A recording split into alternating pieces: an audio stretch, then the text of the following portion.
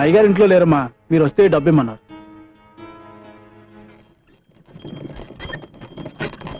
బండాపు ఇక్కడ కూర్చున్నావేంటి పార్వతమ్మా? అబ్బాయి గారిని చూసిపోతామని. అబ్బాయి పొలానికి వెళ్ళాడు, లోపలికి వెళ్తావురా? వద్దమ్మగారు, నేను వచ్చి చాలాసేపు అయింది. ఇదిగో సున్నుండలా? చిన్నయ్య, అమ్మగారు ఈవిని మన బండిలో దింపేసిరా. వద్దమ్మగారు, నేనే వెళ్తాను. పర్వాలేదు, కూర్చో.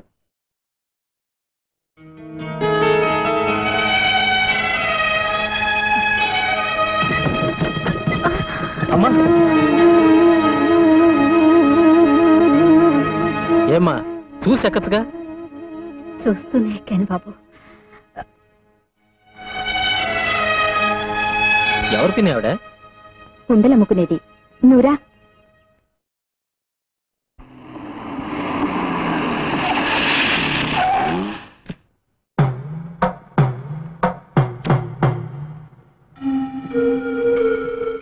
దయచేసి నేను చెప్పేది విను. నీకు చేసిన అన్యాయానికి అనుక్షణం కుమిలిపోతున్నాను. అందుకే నిన్ను అబ్బాయిని నాతో తీసుకువెళ్ళి నేను చేసిన పాపానికి ప్రాయశ్చిత్తం చేసుకుంటాను. ఆనాడు నిండు గర్భవతిగా ఉన్న నన్ను నడి రోడ్డు మీద వదిలేసి ఆస్తి కోసం ఓ కోటీశ్వరుడు కూతుర్ని పెళ్లి చేసుకుని వెళ్ళిపోయారు. ఆవిడికి బిడ్డలు పుట్టకపోయేసరికి ఇప్పుడు నా బిడ్డ కావాల్సి వచ్చాడా? మీరెన్నిసార్లు నన్ను వెతుక్కుంటూ వచ్చింది నా కోసం కాదు, మీ వంశానికి ఒక వారసుడు కోసం, మీ ఆస్తి దాయాదుల పాలు కాకుండా కాపాడడం కోసం. అవునా?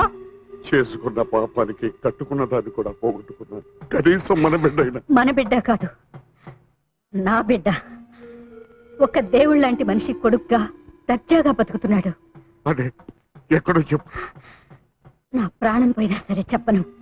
ఇక మీరు వెళ్ళొచ్చు. ఈ జన్మలో మీ ముఖం నాకు చూపించకండి.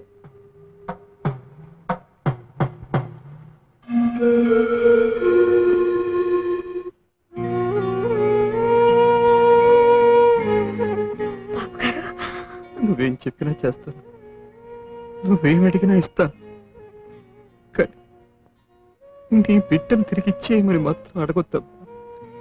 అసలు నేను బతుకుతున్నదే వాడి కోసం. వాడు నా ప్రాణం. నేను కన్నతండ్రి కాదని తెలిస్తే వాడు కూడా.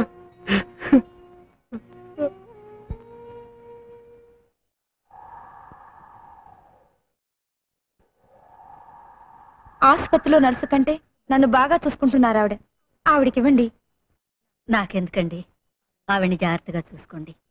గర్భవతిగా ఉన్నప్పుడు కామెర్లు రాకూడదు.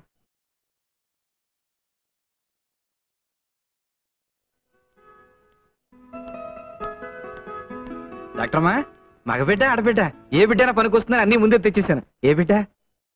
చిన్న ప్రాణమే కాదు, పెద్ద ప్రాణాన్ని కూడా కాపాడలేకపోయాను.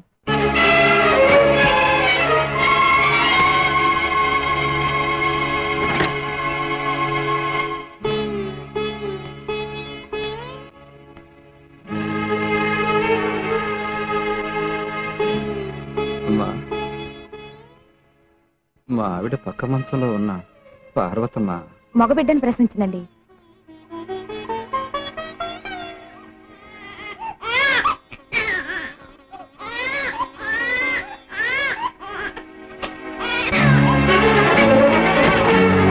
పార్వతమ్మ, పార్వతమ్మ, ఏమిటమ్మా ఇది? ఏమిటి పిచ్చి పని?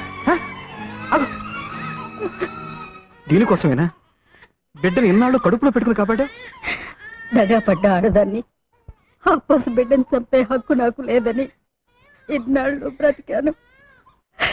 రేపు సమాజం వీడి తండ్రి ఎవరని అడిగితే సమాధానం చెప్పలేను. అందుకని ఇప్పుడు అనాథం చేసి పెడతావా? నువ్వు అనాథగా మిగిల్చిపోవాలనుకుంటున్నా. ఈ బిడ్డ నాకిస్తే నేనే తల్లి తండ్రి అయి పెంచుకుంటాను. వీడు నా బిడ్డ కాదన్న రహస్యం ఈ ప్రపంచానికే కాదు, వీడికి కూడా తెలియనివ్వకుండా పెంచుకుంటాను.